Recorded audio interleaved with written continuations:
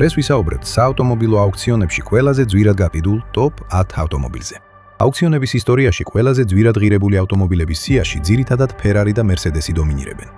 ეს მანქანები მხოლოდ სატრანსპორტო საშუალებები არ არიან, ისინი ხელოვნების ნიმუშები, ისტორიული ექსპონატები და იშვიათი საკოლექციო ნივთებია.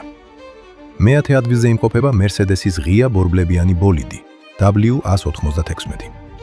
ხუან მანუელ ფანხიომ სწორედ ამ შასით მოიგო 1954 წლის გერმანიისა და შვეიცარიის გრან-პრი, რამაც მას მსოფლიო ჩემპიონის მეორე ტიტული მოუტანა. 2013 წელს ბონჰამის აუქციონზე ეს მანქანა გაიყიდა $29,600,000. მეცხრე ადგილს იკავებს 1967 წლის Ferrari 412P Berlinetta, რომელიც იმავე აუქციონზე $30,255,000 გაიყიდა 2023 წელს. ეს მანქანა შეიქმნა კერძო სარბოლო გუნდებისთვის.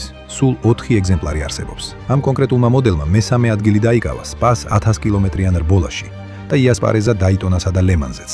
მეშვიდე ადგილზე იმყოფება 1957 წლის Ferrari 325. ეს Spiders გალიდი, რომელიც 2016 წელს არტკურიალის აუქციონზე $30,730,510 გაიყიდა. 4.1 ლიტრიანი V12 ძრავით აღჭურვილი მონსტრი, რომელიც 300 კმ/სთ სიჩქარეზე მეცავით არებდა.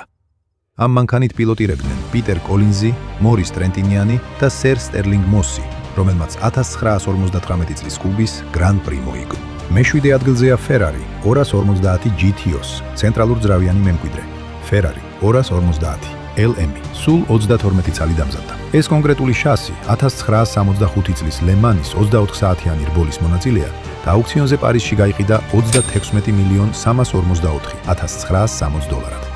მეექვსე ადგილს იკავებს ლეგენდარული Ferrari 250 GTO. ეს მანქანა 59 წლის განმავლობაში ერთსა და იმავე ოჯახს ეკუთვნოდა. 1962 წელს Tour de France-ის რბოლის დროს სერიოზულად დაზიანდა, თუმცა ქარხნულად სრულად აღადგინეს და მას შემდეგ იდეალურ მდგომარეობაში ინახებოდა. დაზიანების დის და შემდეგ აღდგენის მიუხედავად 2014 წელს ბონჰამსის აუქციონზე $38,115,000 გაიყიდა.